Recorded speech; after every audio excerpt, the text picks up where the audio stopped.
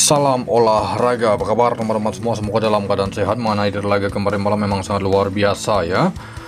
Dan untuk laga malam hari ini 10 laga, saya mulai membahas pertandingan dari Serie A Italia. Tuan rumah Verona menghadapi Parma.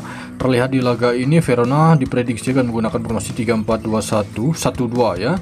Sedangkan untuk formasi Parma dengan 4-3-3. Tuan rumah Verona, 3 pemain mereka mengalami cedera, sedangkan untuk kubu tim tamu Parma di laga ini sekitar ada 9 ya. Tidak menutup kemungkinan walaupun dari line up pemain cukup banyak pemain Parma mengalami cedera, tetapi saya mengira di laga ini karena memang ini pertandingan papan bawah dan banyak kejutan, nampaknya Parma di laga ini mampu kemungkinan besar imbang ataupun Parma mampu meraih kemenangan di kandang Verona. Oke, berikutnya di laga Lazio menghadapi Torino. Di laga ini terlihat Lazio dengan formasi 4-2-3-1, sedangkan Torino dengan formasi formasi yang sama 4-2-3-1. Tuan rumah Lazio di laga ini sekitar ada 5 pemain mereka mengalami cedera, sedangkan Torino di laga ini ada 4 pemain. Dari klasemen sementara Lazio peringkat 7, Torino berada di peringkat 11 sementara. Untuk laga ini saya mengira tidak akan terjadi 3 gol ya, maksimal hanya terjadi 2 gol saja untuk laga Lazio menghadapi Torino. Oke baik, berikutnya saya membahas pertandingan Celta Vigo menghadapi Las Palmas. Di laga ini Celta Vigo diprediksi akan menggunakan formasi 3-4-3, sedangkan Las Palmas dengan formasi 4-3-3. Celta Vigo terlihat ada 2 pemain mereka yang akan absen di laga ini, sedangkan Las Palmas yaitu ada 3 pemain. Klasemen sementara dari lanjutan Liga Spanyol, Celta Vigo berada di peringkat 9, sedangkan Las Palmas berada di peringkat 19 sementara. Untuk laga ini kemungkinan besar Celta Vigo akan mampu meraih kemenangan di kandang. Dari La Liga 2 Spanyol, di laga ini mempertemukan Sadis menghadapi Eibar. Sadis dengan ada 3 pemain mereka yang akan absen ya, sedangkan Eibar hanya 2 pemain saja.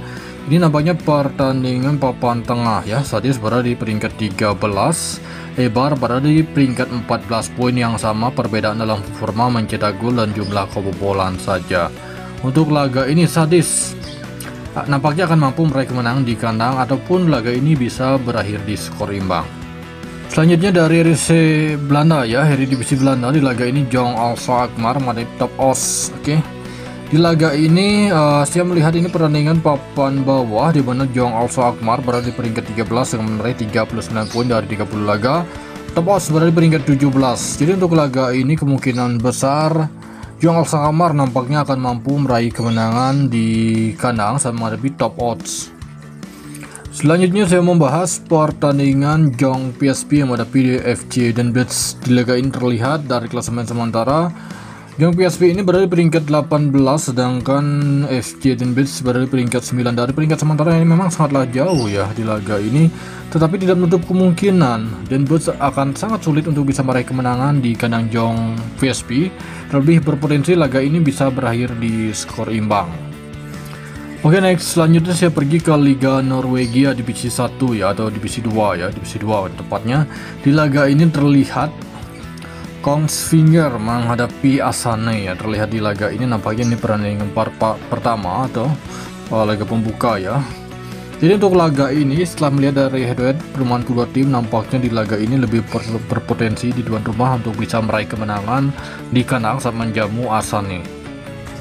Masih di Liga Norway, di laga ini saya membahas pertandingan Odds BK ya menghadapi Skeid. Di laga ini nampaknya tuan rumah Odds BK menjadi tim yang diunggulkan. Kemungkinan besar tuan rumah Odds BK akan mampu meraih kemenangan di kandang saat menghadapi tim tamu Skeid ya.